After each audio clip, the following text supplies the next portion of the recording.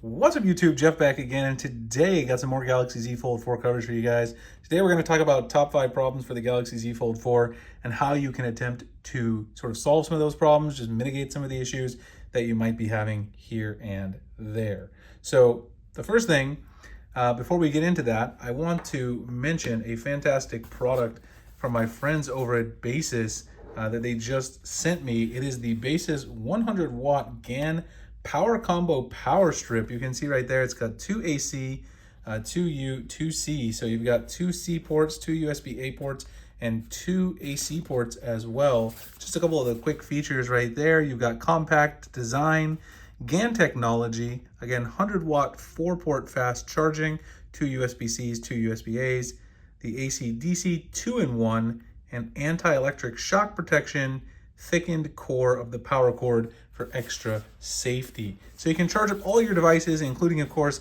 your Galaxy Z Fold 4, your Galaxy S22 Ultra, your Tab S8 Ultra, your laptop, your MacBook, even your iPhone or your iPad if you're into the iOS ecosystem. And right now, this link will be in the description if you guys want to pick one up, and any discount codes they give me as well. I use these not only in my home office, but also here in my office in the university and in my YouTube studio.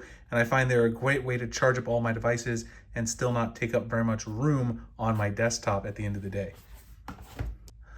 All right, let's go ahead and talk about top 5 problems of the Galaxy Z Fold 4 and how you might go about trying to solve them. The first one's about battery life issues.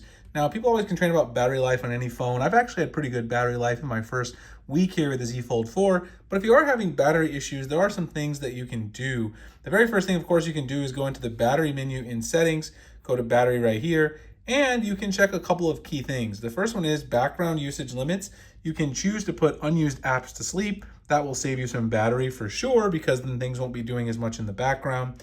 You can go into power saving mode if you really need to get some extra juice, and you can turn off the always on display, limit CPU speed by 70%, and decrease brightness by 10%. So you can see here, these are the additional options down here when power saving is on that you would have. You can also limit your apps in home screen, but that can also stop you receiving notifications. So I usually don't have that.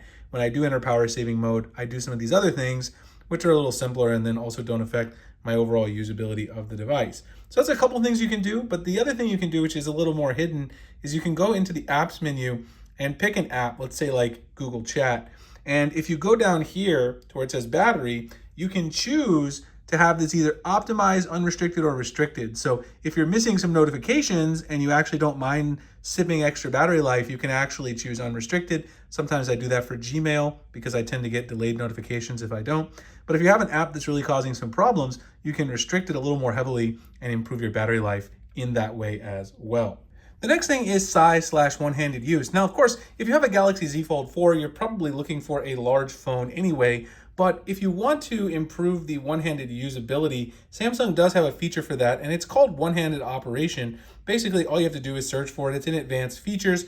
And then when you go to one-handed mode, if you turn this on, it'll temporarily scale down the display size for easier control of your phone. So if you turn this on, you can have a gesture to swipe down in the center of the bottom edge of the screen. So if you do that, you can also have a button as well, but that's only if you're using the button mode at the end of the day. So swipe down the center of the bottom of the screen. If you swipe down the center bottom of the screen, that'll go ahead and give you your one-handed mode, which you guys can then see right there. Of course, you can then also go back side to side. You can move it around. And then up here, you can also exit that mode by doing the same thing. Just drag up from the top here, and then you can maximize it. So it does take a little bit getting used to, but it is something that if you're struggling with the overall size of the device sometimes, you can enter one-handed mode and get things done a little bit quicker. Of course, you could also just go back to the cover display, so that might not be a problem for everyone, but it is there if it's something that you need. The next thing is full screen apps and app resizing, as well as continuing apps on the cover display. So one thing that you're going to want is a lot of your apps to run in full screen mode. Some of them may not even fully support full screen mode, but if you go into display and go to full screen apps, what you can do is force them to run in full screen, even if they're not supposed to. If they're supposed to display bars, one of the apps that's really, really important to do that, for my personal opinion, is Instagram. Instagram runs with bars by default, but you can force it to go into full screen. So you can pretty much do all apps that way. The other thing is, though, if you want to have full screen In split screen view, you can go into the advanced mode and go into labs and turn this on. This allows you to actually run the apps in full screen side by side whenever you're using split screen multitasking on your Z Fold 4. That's something that I personally like to do. I feel like it helps me get more done when I'm in multitasking mode. Now, the last thing that you might want to take a look at here is continuing apps on the cover screen. So if you go into display, continue apps on cover screen, you can choose for whenever you close your display for the app to continue on the cover screen. Now, some apps like YouTube Studio, which is really unfortunate, that one cannot have this feature. It's one that annoys me all the time. But if you have Twitter turned on and you want to continue on the cover screen, your Twitter app is just going to come on right as soon as you close the screen. And as soon as you open it, you're back on the large screen. It's a really nice feature to have, and the app continuity is one of the best features of the Fold in terms of software. The next one is general lag, and I talked about this in a previous video. There's really not that much lag on the Z Fold 4 in my opinion, but if you're having lag issues, there's a couple of things you can do. The first thing you can do is you can go down to the accessibility and visibility enhancements, and you can actually turn off the animations. That'll make it seem a lot zippier when you're moving around the UI. But in addition to that, if you want to turn off the animations, you can also go into battery and device care.